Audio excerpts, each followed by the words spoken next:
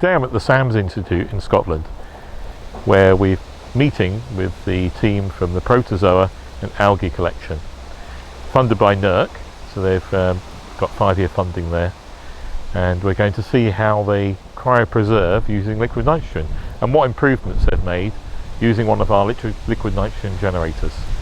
So let's take a look inside.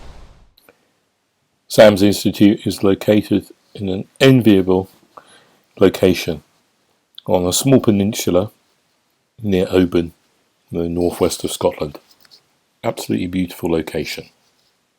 Perfectly located for an organisation working for healthy oceans. They have a large collection of samples at the Institute. Many of these have to be kept at cooler temperatures, some at room temperature, some with light, some without light. Here are some of the precisely controlled rooms, but of course some need to be kept in liquid nitrogen. So there's a special room for that purpose, with multiple liquid nitrogen tanks where the samples are kept. Previously, they had to rely on a delivery every 2 weeks to fill their tank. It was costing them £1,200 per delivery, and deliveries didn't always arrive, being in the remote location. So a solution with a liquid nitrogen generator seemed to make a great deal of sense. And here it is, size of 2 filing cabinets, and providing all their liquid nitrogen needs with a payback time of 5 years. So the costs we paid over that duration of time, what they were paying for the tanker deliveries. The generator stores nitrogen so that it can be used in quite large volumes, and will continue to make it 24 hours a day until it's full. This device has a optional external filling pipe to fill the dewars, and also a pipe network to take liquid nitrogen directly to a nearby laboratory.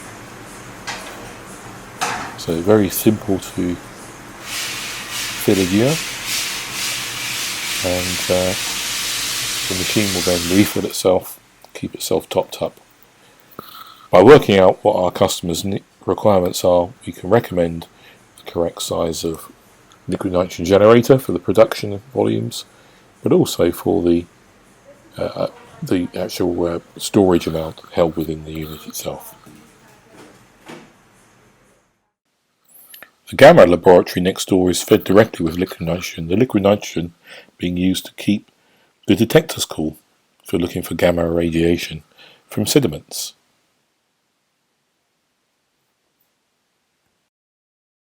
Further use of liquid nitrogen is for their controlled rate cooler to prepare samples prior to storage in the liquid nitrogen chambers. So I hope that was an interesting video for you guys. If you're interested further in the SAMS Institute and what they do, please check the link below and you'll be able to look up exactly what they're doing here in more detail. If you'd like to know more about liquid nitrogen generators and how they can be implemented in your facility, then check the link below and drop us a line. Any questions? Thanks for watching.